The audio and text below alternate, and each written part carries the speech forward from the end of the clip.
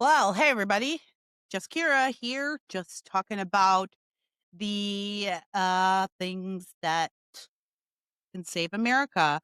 We're ostensibly live streaming to X. I don't know. Like every app I open today has this message about AWS affecting live streaming, recording. I don't know. I don't know. I don't know. We're just really all hooked into the internet right now at this juncture in human history. And it's very disturbing. The more stuff comes up, the more I realize, we are really in it. All right, let's see. Well, welcome to the show. I'm Kira Davis. I am the author of Drawing Lines, Why Conservatives Must Begin to Battle Fiercely in the Arena of Ideas. I am the host of the now defunct Just Listen to Yourself with Kira Davis, still available in archived episodes on iTunes, Spotify, wherever you find your podcasts, or you can subscribe to my YouTube channel and see what videos are over there. JLTY was largely an audio podcast. I never really did move to video with that one, but obviously that's in the past. You're invisible without video. And so I just decided to rebrand, and I decided to rebrand. You go back and listen to episode 1. It's on Charlie Kirk. I did it on his birthday, and really, I think a lot of things have changed for me. And so I thought I should change the brand as well. So I want to try to do at least a live stream every week and then make that the podcast. And then maybe my goal is to get up to live streaming every day. That's my goal. Lots going on. It was the No Kings protest over the weekend. I don't know if you guys had a chance to get out to one. I don't know if you had a chance to participate, get out there and boogie with all of those really youthful, energetic protesters.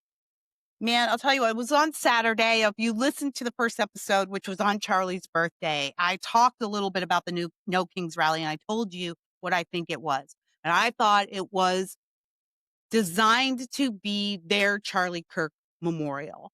That it was designed to give them that sense of unity that we all had, we on the right, or it's not even we on the right anymore, just we normal Americans had on that day.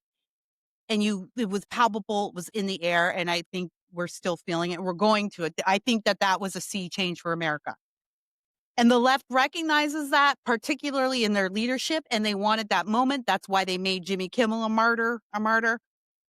And they were hoping that this No Kings rally would really energize and motivate the base the way that Charlie Kirk's memorial did.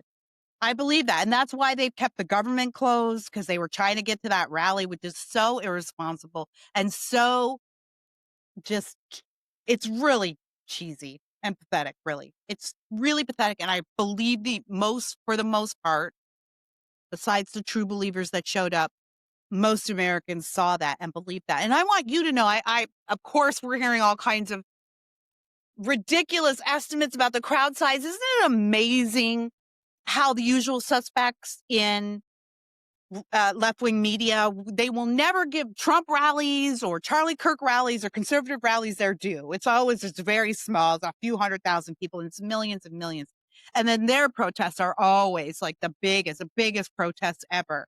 Listen, I don't know what the numbers are.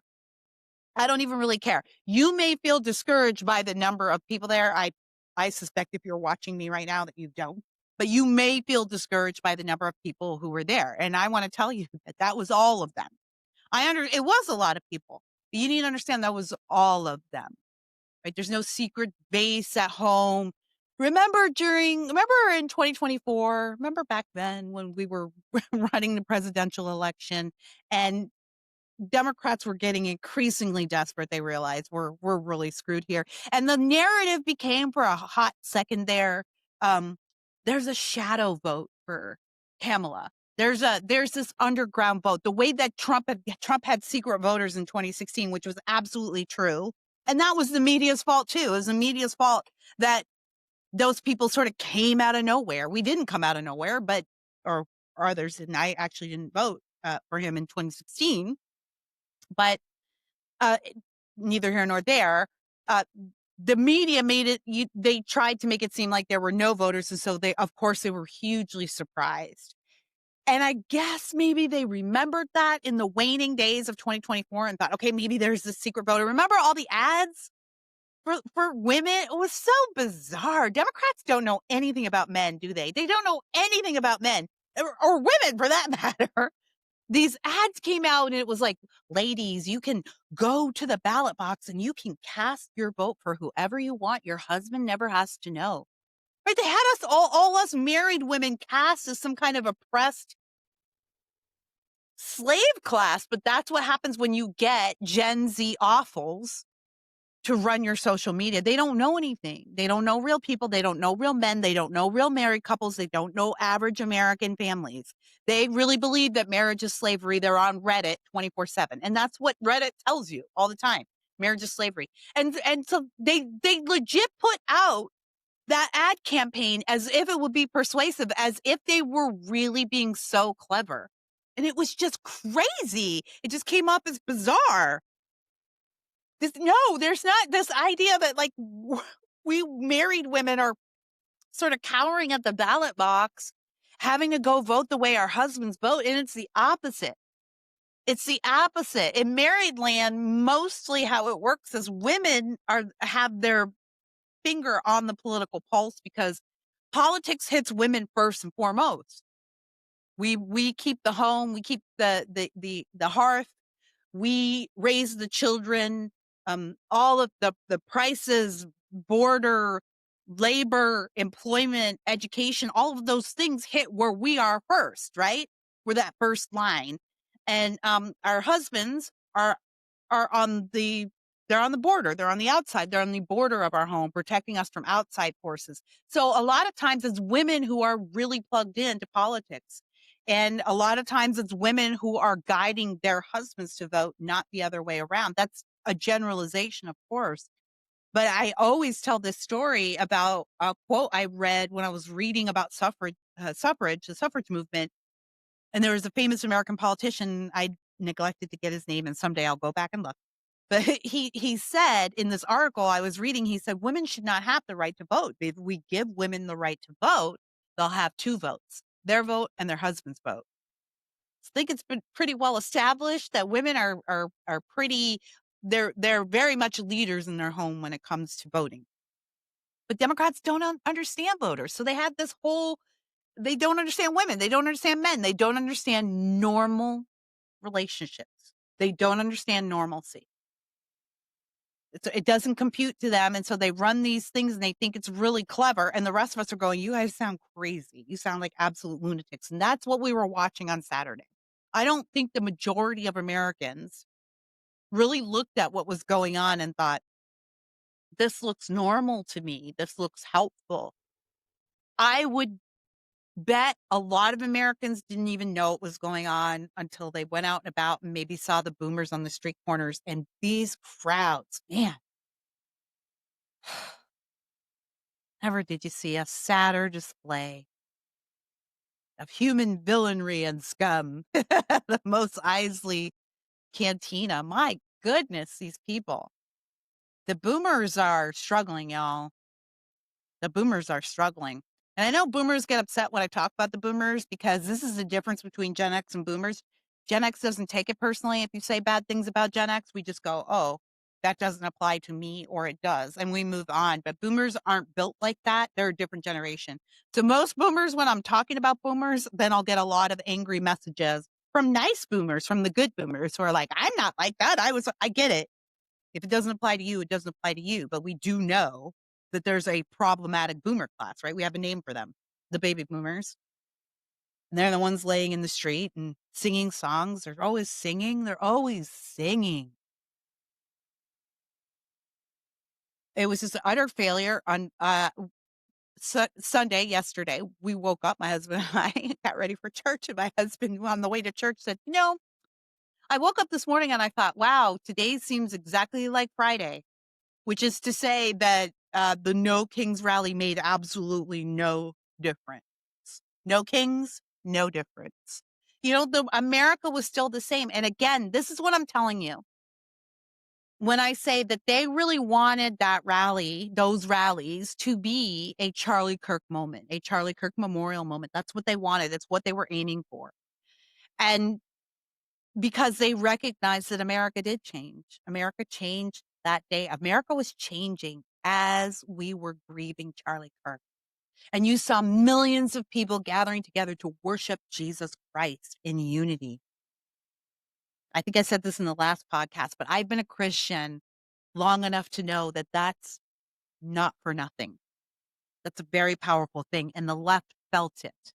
I believe it was that day that they decided they were going to go for a No Kings, a mass nationwide No Kings rally. I believe that was the day. It was really hard to ignore how profound that moment was. And that's what they wanted for the No Kings rally. And that's why they were keeping the government shut, which is so cheap and lazy and gross. But whatever, they did it. And as my husband said, nothing changed. America felt exactly the same on Sunday morning as it did on Friday morning. When we memorialized Charlie, everything felt different. Everything felt different. Everything felt different the second we lost him. Everything felt different when we had that memorial. Everything felt different when we honored him on his birthday and Trump awarded him the posthumous Medal of Freedom Award. Everything has been different. And the left doesn't know. They don't understand how to make things different. They know that they don't like this different. They know that they want to make things different. They're different, right? During the Biden years. They see things changing, and typically they have been the catalysts for change in this country, haven't they? That's why they call us conservatives. We like to conserve. They've been the catalyst for almost all of the cultural change of the last 75 years. Any victories we've had have been victories aimed at stemming the tide, right? Holding back the floodwaters, holding the line for just a little longer, slowing the progression towards insanity and socialism. That's what we've had as conservatives and right wingers over the years. Those are the victories that we've had. This is the first time for almost all Democrats, I would say all of them who are alive right now. This is really the first time where they've had a significant real loss, including 2016, because, right, they figured that out. They gamed the system. They set it up. They figured out how to get rid of Trump. And then they almost figured out how to put him in prison for the rest of his life and make sure that no Trump ever rose up again. They almost did it. But they've never been on the receiving end of change. They've always been the catalyst for change. When you say, oh, cities didn't used to be like this. New York City didn't used to be like this. You used to be able to walk down the street at night, or we didn't have this much crime. It didn't used to be, pick your scenario. I know you've said it a million times this week already, and it's already Monday. It didn't used to be like this. When we say it didn't used to be like this, that's because we've been handing over change to the progressive left and the Democrats for 75 years. When we say it didn't used to be like this, what we're saying is it used to be better. It used to be Republican, conservative. It used to be nice. It used to be normal. That's not to say that there weren't trying times. I hate to even ever have to qualify that. I don't actually like to qualify the things I say. I feel that listeners should be smart enough to understand history and context on their own. But let me say this, that we fought a civil war in this country, and that was brutal. The Civil War was brutal. So it's not like we haven't had our trials in this country. Slavery, brutal. It's not like we haven't had our trials. That's not what I'm saying.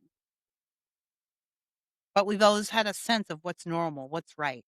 And our arguments are over who to pull in to what is normal and what is right? Who to welcome, who to allow the Constitution to embrace, which is everybody. I always say this about Black America. We are not fighting for our constitutional rights. We have never had to fight for our freedom.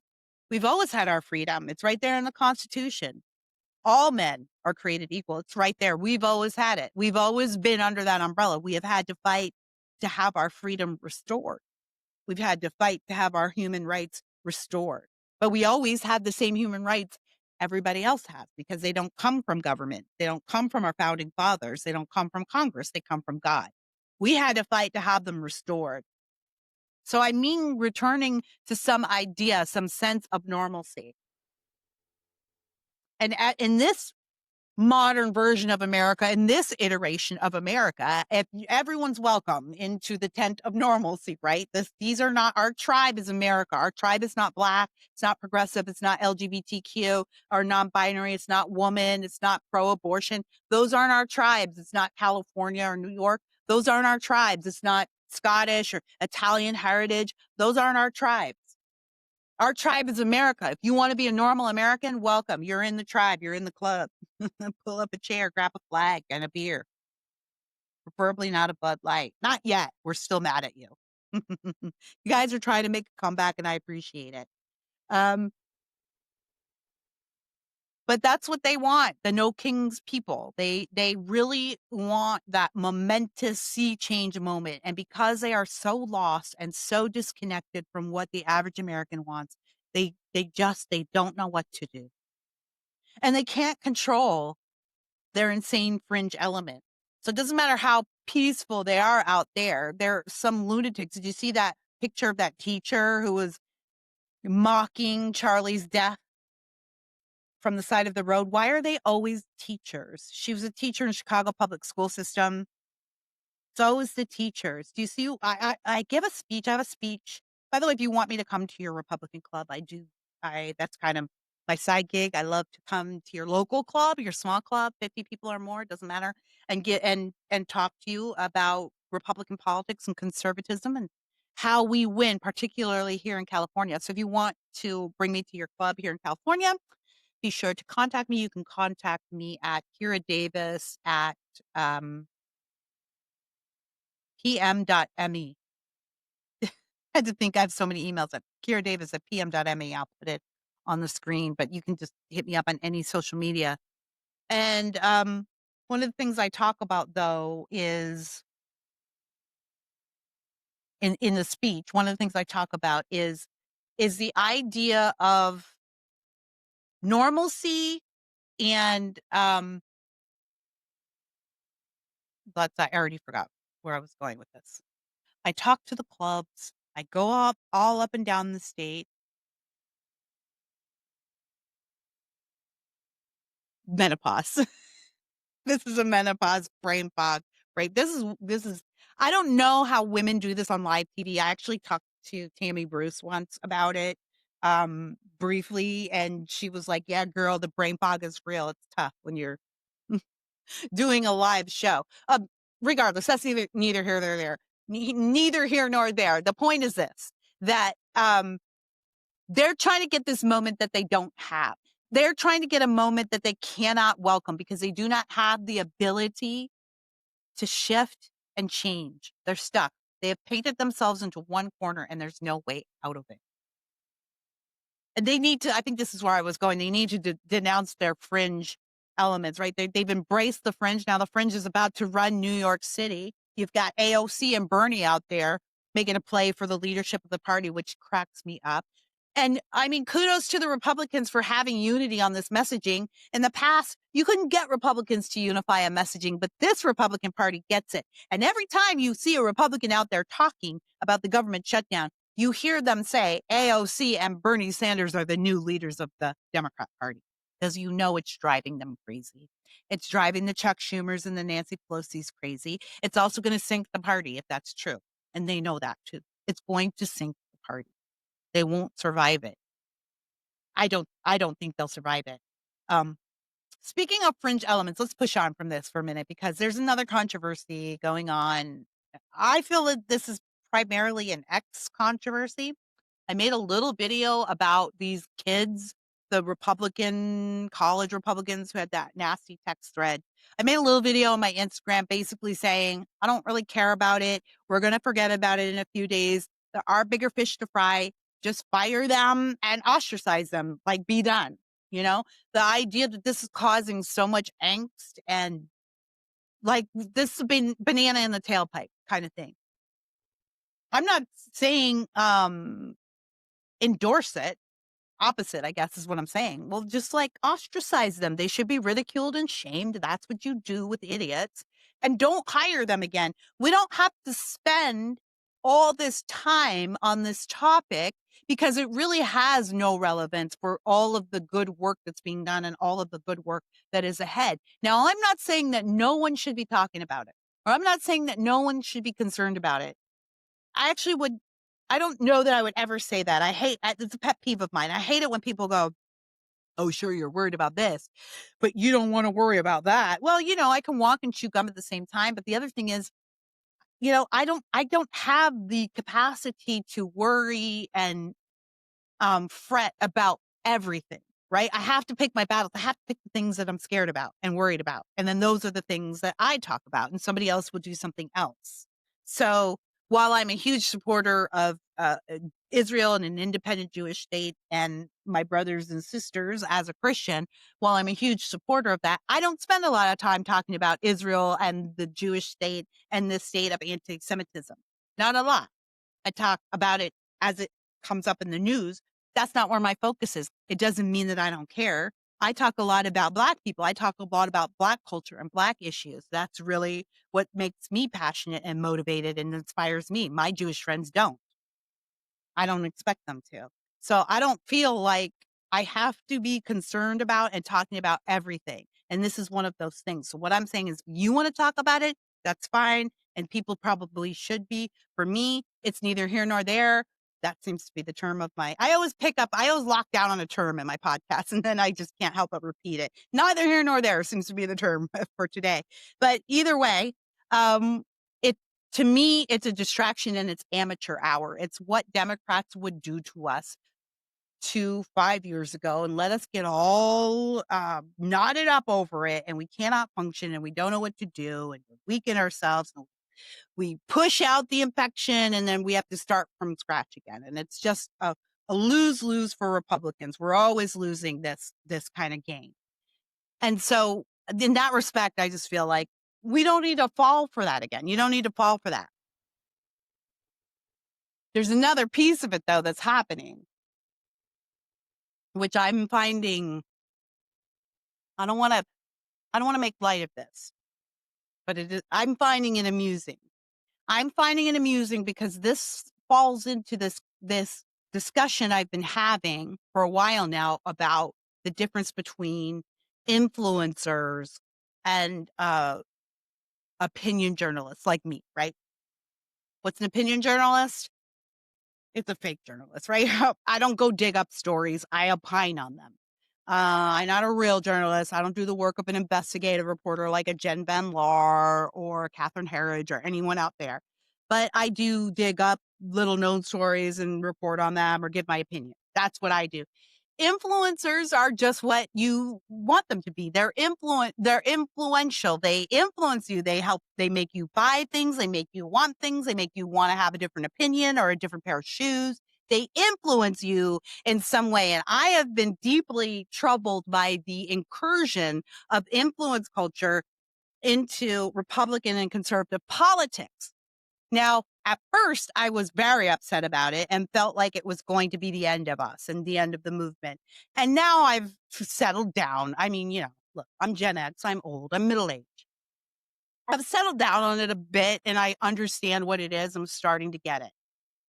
And it's here. It's what it is. And the influencers are a great help. I mean, look, I would not call Charlie an influencer, although I used to. I think after we lost him, now I think a little more deeply about him. But like you look at a Benny Johnson, you look at like I don't know, I don't even like Candace Owens. Like these are influencers. And I'm not even talking about their politics. Set that aside. These are not personal comments on them. All I'm saying is they have big followings. They do a lot of work on social media. And when they say things, people listen. That's an influencer. And I've learned to embrace it a bit more and accept it for what it is. The influencers are helpful. They help get the message out there. They're very influential. We should welcome that. But there's a dark side to influencer culture. And I think it can, it affects the conversations we're having and it affects the quality of the conversations we're having. And I think it also affects, the information, but also the troops. I feel people, I don't even know how much of this I should say. But people, all right, I'll just be honest. I guess that's just the show, right? A lot of people out there, right, in fan land and follower land, you guys see your favorite influencers and TV personalities or columnists like me, maybe we're low, I'm lower level, but maybe you see your bigger names, your favorite influencers, and you feel like um they all have the same goals. They all have the same thoughts and opinions. When they get together, they're just having a great old time and they're all best friends. And some of us are, but this is a business and there's a lot of competition in this business. It's still a business. And I think a lot of you look at us and think, oh, we're all best friends. And that's not it at all. In a lot of cases, we're competitors and that can engender bitterness, or aggressive feelings at least. But in a lot of cases also, we really don't agree on stuff. And there's also jealousies flying around. And, so it's not automatic that your favorite influencers are friendly or friends or even think the same way. And so when you see them arguing, I think it gets people a lot more upset than I feel they should be, because these are just people who are expressing their opinions. But influencer culture has made it so that we see them as symbols instead of just sort of people who are talking into their cameras. So there's this big dust up between Matt Walsh and everybody else, I guess, about, I don't know. I've been trying to figure this out. It was offline the day everything popped off, and then I had to go catch up. What I can suss out is that Matt Walsh has been saying he's not willing to throw overboard young guys like these text thread guys. And he's not willing to just say, oh, I'm just done with, I guess we're categorizing those guys as the alt-right. Is that it? Okay. So I think this is another thing that I'm not sure about in this situation. And other people are saying, no, we have to excise the fringes from our body. I think he had a great discussion with Ben and Michael Knowles and Clavin the other day, which I watched a few minutes of to try to divine what's going on. I still didn't get it all. I'm not sure who I'm supposed to be mad at. I'm being honest with you. I am not sure who I'm supposed to be mad at here. I see a lot of people on Twitter telling me I'm supposed to be taking a position or like I'm disgusting because I'm not condemning Matt, or I'm disgusting because I'm not condemning Shapiro. And I don't honestly know what's going on. And that's what tells me that you can ignore this. You don't need to get completely wrapped up in this. If you want to have a comment about it, it's fine. But here's what I don't even actually care. The reason I bring this up is because I think it's kind of funny that the influencers are fighting. And this is what happens when you are a brand, right? Instead of maybe something, instead of an authentic. I'm trying not to be insulting because I don't want to be insulting. I'm not trying to insult any of these people. I really am not. Besides Candace, maybe. Influencer is a thing. It's a lucrative thing and it's good for you. I'm just saying that it's when you're a brand, you're going to be held more accountable. You're going to have a higher standard, and you're going to have a lot more people coming at you. And I think that's that's what's going on here. You don't get out scot-free, Matt. You don't get to just just have all the fans and they never turn on you. I've never seen a popular conservative, a figure who has not had their fan base turn on them at some point. It's just, and I'm talking about the really popular ones. I think it's a fact of life. And so I have found it a little amusing how that ecosystem is starting to eat each other. And then maybe it's made me glad that I'm not a part of it, although I've wanted to be in some respect over the years because of the money and the exposure. But I don't want to have to give up being able to say what I want to say freely. And yeah, I'm too much of a nobody for anybody to care. And I guess I'm glad I don't have to give that up, but I would like more money.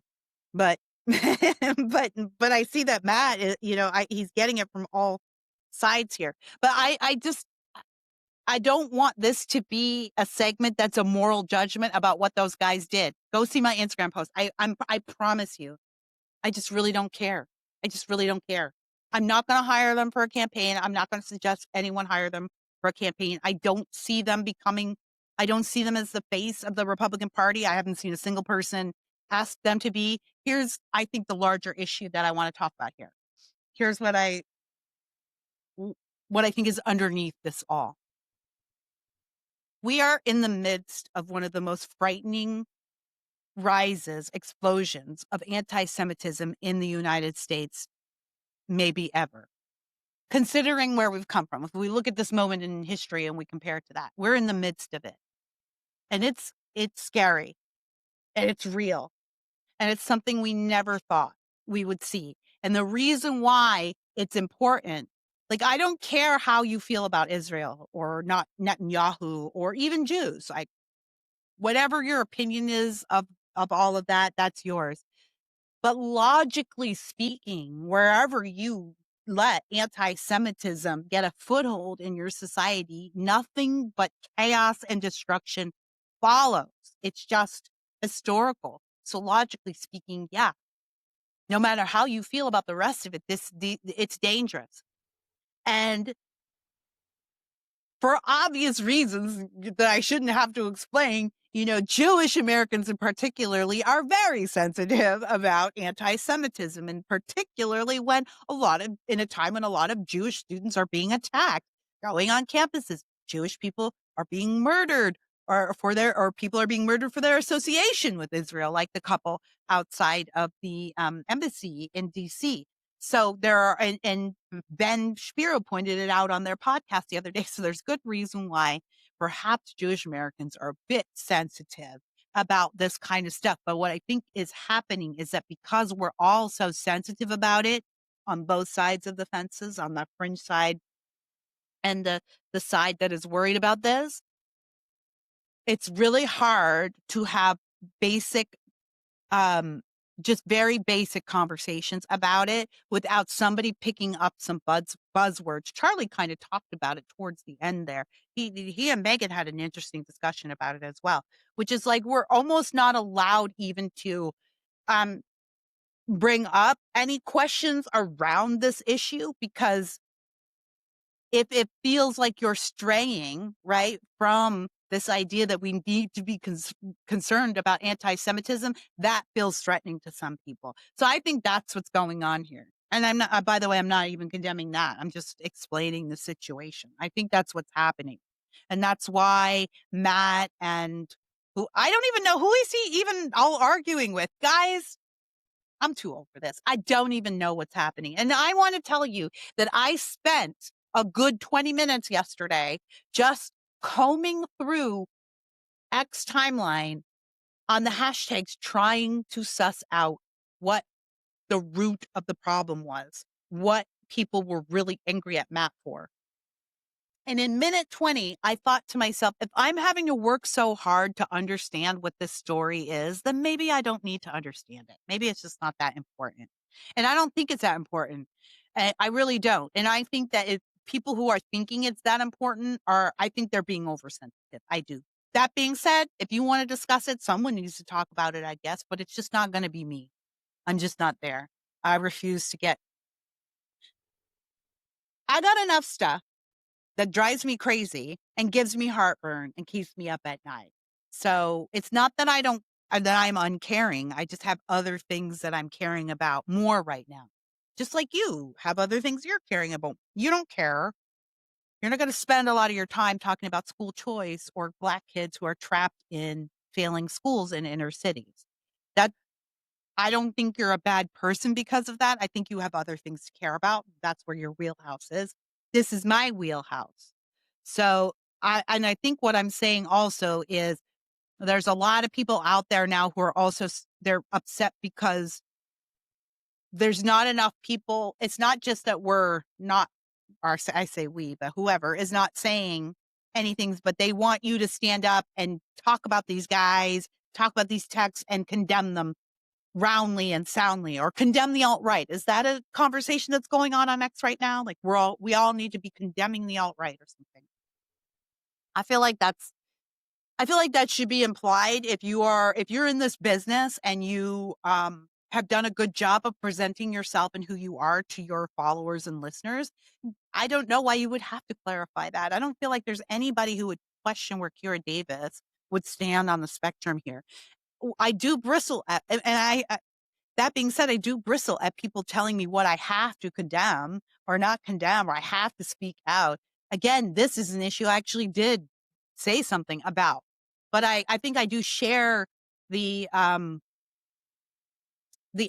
I've seen on Twitter over this. Again, when I was reading through the timelines and trying to see what the story, trying to get what the story was, get to the root of it. I'm seeing a lot of angst about that. And I think that's another layer of this. I think people are feeling a little bit sensitive. We don't want to turn into the left where suddenly you're being condemned for not saying things, right? You don't want it to be that either. I think that's what's underneath this. I do think that's a worthy conversation to have, actually. I think that's a worthy conversation to keep under your hat, put a pin in it, choose your metaphor. Keep it in the back of your mind, because here's what's happening. We've won now. We're in victory lane. And we don't know what that's like. We're not used to it. So we as an ideological movement has won. We're the victors, and we're in control of the culture, which is weird for the most part. We've still got a few institutions to purge. It's definitely happening. By the way, I went to see a movie called Truth and Treason the other night by Angel Studios. I'm going to write a review of it. I haven't had time to sit down and do it, but I went to a screening in LA. Great film. Truth and Treason is the story of the youngest victim of political persecution in Nazi Germany. It was a 16-year-old boy or a 15-year-old boy, 14, who was executed for sharing contraband communications, right? For sharing pamphlets exposing Hitler for who he really was. Great, great film. It actually was adapted from a series. Somebody made a series and they pared it down to a movie, and which had to have been really difficult. And they did a great job. The cast was there. Got a chance to do Q&A with them afterwards. If you have a chance, I think it's in theaters now, so it's playing in select theaters. If it's near you, I highly recommend it, and you'll enjoy it. I'm saying this as somebody who hates the message movies. Like, I'm not one who's like, oh, a conservative made a movie, go see it. Because if it's not good, don't waste your time. I don't think you should go see a movie just because it has a message you like in it. Conservatives often make bad movies. This is not a bad movie. This is a really good movie. You will enjoy it. It's well produced. It's well written. It's well acted. You're going to see some faces in there you recognize. A beautiful, beautiful film. Okay. Where am I? Where did I go? Oh, we do. Where am I going from here? Okay. Back. Reeling it back in. We're in control of the culture for the most part, or we're beginning to be. I believe it's only a matter of time before we really are resetting the culture. Here's what I'm saying. We're not used to winning. We're used to uniting and loserdom. And now we're winning. And when you are at the leader of the pack, you're not looking at the people in front of you anymore. You start suddenly looking at the people next to you. That's what's happening here in Republican land and conservative land. We're in the lead suddenly. We don't know what to do. We're looking at the people next to us. So I think these are precarious times for the conservative movement, and even for people who have been in positions of great influence and power in the conservative movement and the Republican movement, because those people also have been used to being the people we look to. They're the people with money and they're the influential people. We look to them as leaders and we don't need them so much anymore. And so some of those people can suddenly become a little bit strange because they're not used to.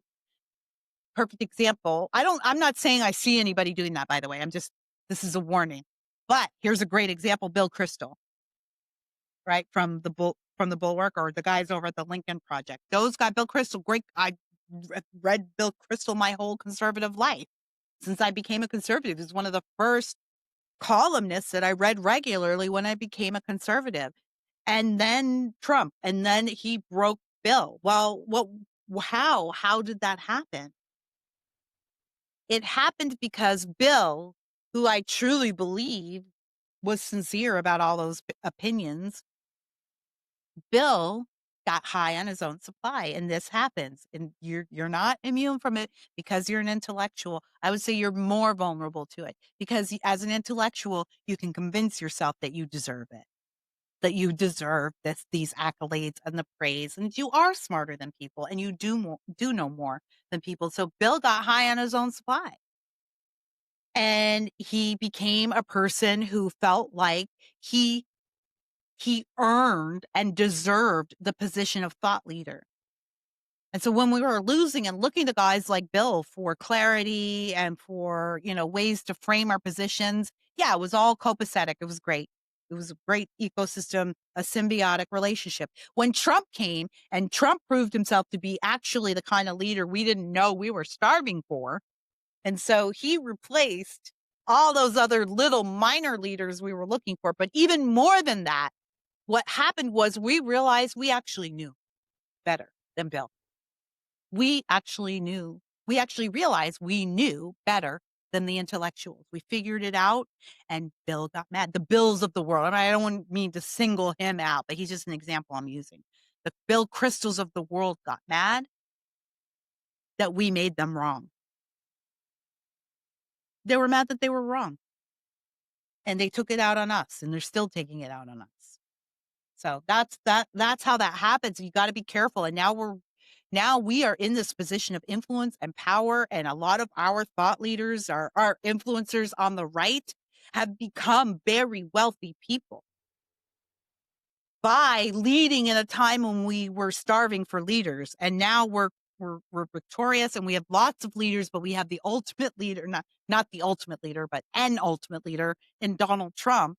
This great leader who's inspiring all these little leaders. We don't necessarily need our influencers and our thought leaders to guide us anymore. They're entertaining, and that's, great. Keep clicking on them, keep, consuming that. But they're not thought leaders. And there's going to be a few of them you're going to find their positions are going to change because they're angry about that. They got high on their own supply, and they got used to the idea that they deserve to be your thought leader, and they're better than you. They're more informed and smarter. Again, I am not pointing out one single person because I'm not seeing it yet. I'm just saying, look at the Bill Crystals of the world and be careful, be cautious. Okay. Before we go, I wanted to get to, let's see, there was a little commentary I wanted to do. Oh, let's play this clip from Donald Trump. Excuse me, about Donald Trump from Robert DeNiro. Share my screen here.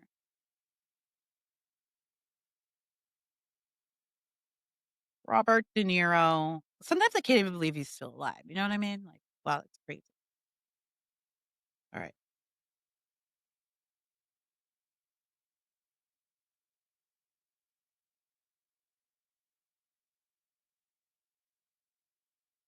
Robert Redford talking to, what is this man's name? He used to, is he still in charge of the White House press pool? And then they gave him a show on MSNBC. Guys, I watched Simone Sanders and Michael Steele for the first time. I watched a full show last week of theirs. What are you doing over there at MSNBC? It wasn't just that it wasn't just that they had all the wrong opinions, which they do, of course. They were just bad. It just was like, I felt like I was watching two cousins do the cute little report at the family reunion. Like, oh, you know what we're going to do? We're going to let Simone and Michael do like a TikTok report for the family reunion all weekend, and then we'll post it on our Facebook page. That's what it felt like.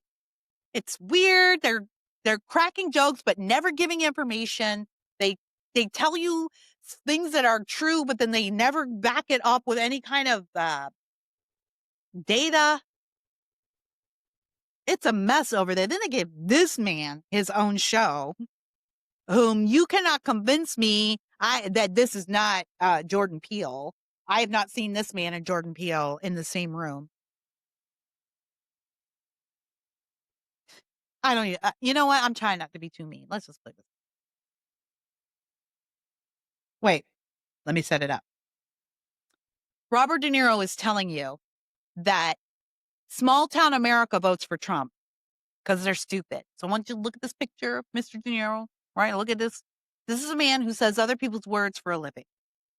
When he's saying other people's words, oh, it's amazing. No one's better at it, right? Compare that to what happens when he has to say his own words and decide if you're going to take him seriously. But this is Robert De Niro talking about small town America, why they vote for Trump. The people they reach, and I'm certainly not reaching those people on this program, but maybe through little sound bites and this and that, and the internet and so on. They're trying to. They're used to seeing Trump do his stuff, and they talk and they listen, and that's the truth to them because they don't listen to anything else. Somewhere way out in the Midwest, somewhere out out west, in certain places, the rural places. That's the truth because he gets the airtime, and I think that we need more airtime, just more push against, and not. I wish that you can't do this in some ways, but that the news media could find ways to kind of ignore or tamp down nonsense from Trump. It's just total nonsense. But those people out there listen to it and assume if it can be on the air and it's out there, it's the truth. Isn't that something? Isn't that something? Oh, wow. That's how he thinks of you. Look how he thinks of you. Did you see how he talked about the Midwest and what Donald Trump? There's so much wrong with this clip. Oh, these people that they're out there in the West, the Midwest. Like he's so dismissive. He waved y'all away. Oh, it's just out there in the Midwest. They go bunch of idiots, you bunch of morons out there in the Midwest. You're in the Midwest. You must not have any access to any books. Also, this is how stupid he is. Like you're a stupid old man, Robert De Niro. I will be mean. You're actually you are the stereotype of an idiot boomer, right? Who doesn't understand anything. Because he's talking about the losers in flyover country as if they've never seen the internet. Right? He's talking about airwaves and broadcasting as if the majority of Americans get their information from the nightly news. Robert De Niro is so old and so stupid that he thinks Americans still sit down to watch the news at 5:00. And that's what the people in in Midwest America, in flyover country, that's the only news they have access to. And that also then that somehow their mainstream newscasters are somehow only playing Trump talking points. It's a bubble, right? And he even says, he's like, I know you people, they're probably not watching this. Oh, this is steamed program. He thinks he's on a program that a lot of people watch, right? He's on MSNBC and he thinks that a lot of people are seeing him. And he doesn't understand. No, those people that they're not watching me here. Of course, no, they're not. Bob, no one's watching you. No one's watching you on MSNBC. But that's how out of touch. I think this is, I wanted to play it for you because I thought it was a perfect clip to encapsulate the Democrat Party. And this is exactly, that's who their base is. That's the energy. It's Robert De Niro. And they brought him on MSNBC as if he were the energy, right? They were proud. They were proud to bring Robert De Niro's 85-year-old ass onto MSNBC. This man said last year he just had a baby with his 30-year-old girlfriend. And he said, oh, I can't hold the baby. I'm too old. I don't hold the baby. He's too old to hold his own babies. Like, no, we're not taking you seriously, Bobby. Get out of here. But again, it's emblematic of the Democrat Party. They are old, they are broken, and they live in bubbles. They don't even know how Americans consume media anymore.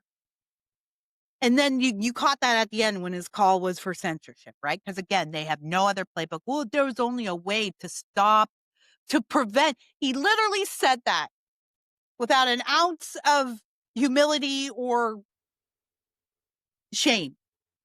We've got to, if only there were a way to stop Americans from hearing what Trump had to say. By the way, Bobby, y'all did that. You're sitting there at MSNBC. That's an outlet that 4 or 5 years ago said, we will no longer cover the president live. We will add context. They were following the lead of the New York Times. And a lot of other outlets did the same. So, by the way, you already tried that. Bobby, the problem isn't President Trump. The problem is the truth. And sooner or later, the truth will always come out. You cannot contain the truth. You can't contain it.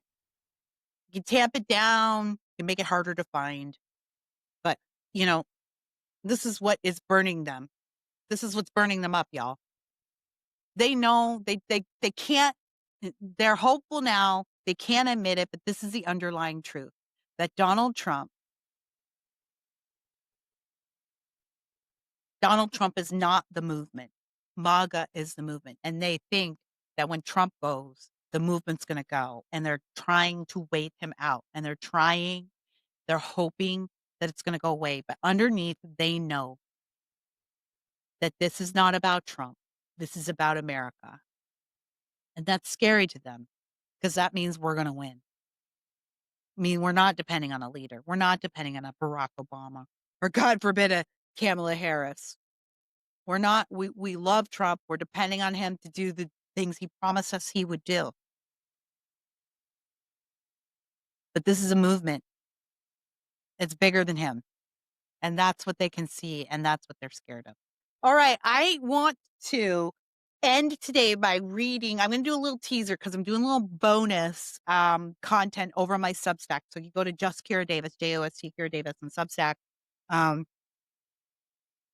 Links in my bios are on X, follow through. But I'm going to do some bonus. I want to do, I love giving unsolicited advice. So advice to people who don't ask for it. I love relationship advice. So I have been collecting columns and to read and to pick through. And I'm going to do bonus content on my Substack, unsolicited advice behind the paywall. But I'm going to give you a little teaser today because I found this and I thought, oh, this would be a great one to tease on Just Kira Davis, to tease on the show. So let's see here. I gotta go into my save. I thought this one was good because this one's a political one. But I love relationship ones. I do like a lot. My favorite subreddit is like Waiting to Wed. It's so sad though. It is a complete chat room of women asking, when is he going to propose? I get a lot of fodder from that one. All right. So I'll read to you. Here's your unsolicited advice teaser. Go subscribe to my Substack and become a paying member if you want to see the unsolicited advice series, which will drop tomorrow after this drops. All right. This person writes, my husband and I have different political views, and it might be the thing that tears apart our marriage. She said, it's a she.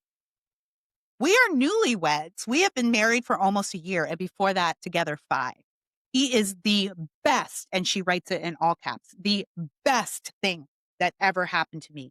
I didn't know true love existed until I met him. The life we have built together is amazing in every other way, but our political views. We just had our worst fight over politics and about how and why we feel the way we do about certain subjects, and we cannot meet in the middle about these subjects. Okay. Ladies, why do you have to meet in the middle about your personal opinions? This is why men hate us. This is why men get so upset at us. You don't have, why does he have to, why do we have to meet in the middle on our opinions? Frankly, marriage is not a meet in the middle thing. It's not a compromise thing. Are you going to have to set aside some of your desires and wants or some of the wins you want in your marriage to be in a relationship with another human being? Yes. But marriage isn't a compromise thing, although that word gets thrown around a lot. Marriage is serving. Marriage is a serving thing. You are serving your partner. So there's no like, when you're serving someone, are you going, I'm going to serve you 50%? I'm going to serve you half of the way. I'm going to compromise in how much I serve you. It's serving. So this idea that you got to meet your husband, in the middle of on your politics. What do you mean? Is he supposed to he's supposed to come your way. You're supposed to come his way. And then you have no authentic opinions anymore. These are your opinions. They're supposed to be where they are. You're not talking about doing the dishes, lady. It's so weird. She said, okay, she admits this. I understand the problem is on my end. I can connect a statement he makes to a political one.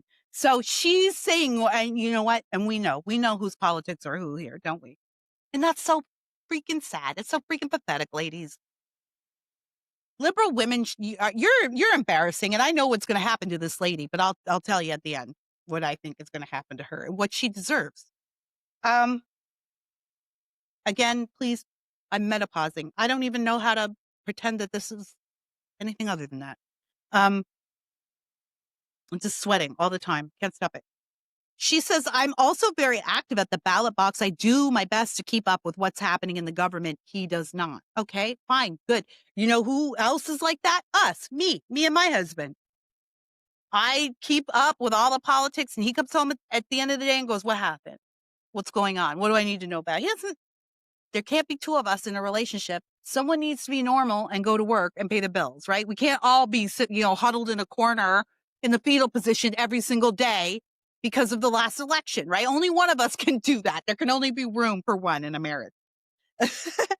And even though I don't agree with him, I still try to get him to come vote with me because I understand the importance of it. I don't know where I'm going with all of this. Just how do I reconcile these differences? I've tried to keep the peace and agree to disagree. That only works until it doesn't. These aren't views that we can meet in the middle on. Okay, then why are you complaining that he's not meeting in the middle with you? Again, like, why are liberal women like this? He's not meeting in the middle with you. Because you don't want to meet in the middle with him. Why? Because no one wants to do that on your political views. They're your views for a reason. She says, I'm afraid that these arguments are just how things are going to go for the rest of our lives, and I want to do what I can to make that not the case. How do I navigate this? Okay. All right. So the comments were depressing. The comments were so depressing. And they give you a little peek into the window, into the mind of a liberal woman and what liberal women have to deal with. Because they take these problems to the internet, and the internet's full of idiots who aren't married and don't understand marriage and don't understand relationship. And most of them don't even have fathers. They've never seen a real man. Here's the top comment, has over 1,000 likes. I think in the current political climate, there's significant differences in the morals and ethics of each side. My moral compass has to align with those I share time and love with. So in my opinion, there's no compromising on this. It's 1,000 comments of people telling this woman to divorce. And I want to remind you what she said in the beginning. He is the best thing that ever happened to me. I didn't know true love existed until I met him. Why? Because he's a conservative, because he's a Republican man, right? He treats her the way a wife should be treated. I can tell you that. I'm just reading between the lines, but I know this is true. The life we have built together is amazing in every way but one: political views. She said he's the best thing that ever happened to her. And it's 1,000 comments of people going, you have to divorce him. Is there any wonder there's a loneliness epidemic out there? I always used to say you can get over anything. You can, politics. I know plenty of people who are married and share different politics. They don't talk about it, or they're not that serious about it, whatever. They do it the way they do it. It happens. It can happen. But I don't think in this day and age, like single men, no, you cannot be dating liberal women because you're not even safe 5 years into a marriage. She's married to this man and talking to people about divorce, talking about how she might not be able to continue her life with the best person she's ever met. You cannot marry a liberal woman. I would not have said this before a year ago, before November of 2024, but you cannot. Men out there, you can't trust her. I just realized I was liberal when I got married. I was a liberal woman when I married my husband. Now, how did that work? My husband was conservative, but not political. So he just we never had the political conversations because he always stayed away from politics. And then I just had those conversations with other people, which, yeah, that's how our relationship works. He's not that guy. My husband's a sports guy. He's a mellow guy. He's laid back. He's happy go lucky all the time. I'm the deep thinker. My husband's the guy who will plan a great dinner, right? It's always been that way. Even in the beginning, I was a liberal. Well, thank God we didn't have that role. Because then I met his dad, and his dad's a conservative and a Republican, and he really challenged a lot of my views and ideas. And then that's how I became a conservative. So it can happen. If you're married to one right now, you took vows, like, do what you can. It takes two. I get that. And I have, by the way, I have heard from multiple, not just one or two. I'm talking like maybe I can count on two hands at this point. Men who have DM'd me privately to say, like, as I've been not for anything nefarious, but because I talk about this topic a lot, who have DM'd me privately to say, I'm in the midst of a separation over Donald Trump. And you guys know that my mom divorced our family over Donald Trump. Like, I haven't talked to her since all that, but she's gone. She's just dead. She hasn't tried to reach out to anybody you know, it's an infection. Like, it's for real serious. So I get it. But honey, if for some strange reason you see my commentary on this column, you go find a counselor. You go find someone who, as a matter of fact, you don't find that person, you let your husband find that person. And you know that he's the best person. You've said it. He's the best person. He takes care of you. You love him so much you didn't know you could be. You trust him? Do you trust him? Tell him to go find a marriage counselor, and then you guys work together on this. And if you're the problem here, lady, it's not your husband. If you can't come to a place where you recognize that you are so blessed to have this man, and maybe, just maybe, honey, his political views are tied to the way he treats you. Maybe the reason you love him so much is because he thinks the way he thinks. Maybe the reason why you didn't marry a liberal male feminist is because you can't trust them. It's because you wouldn't feel loved and cared for. Would you think that lady that wrote this article, this column, would you ask yourself this, can I trust that in 2 years' time, my husband's not going to turn around and say, I think your political views are too much for me. I'm divorcing you. I bet the answer to that question is, yeah. I bet you're going to say, he would never do that. You don't have to worry about it. You don't have to think about it. And look at this. Your husband, I don't even know if he knows you're asking questions like this. You married him saying he's literally the best person you know. You said it, and you're ready to leave him over politics. Yeah, you are the problem. And I got a lot of conservative lady friends who are single and who would love a man like that and a husband like that in a heartbeat. I'm more concerned about the comments on that thread. 1,000 people who are like, yeah, divorce him.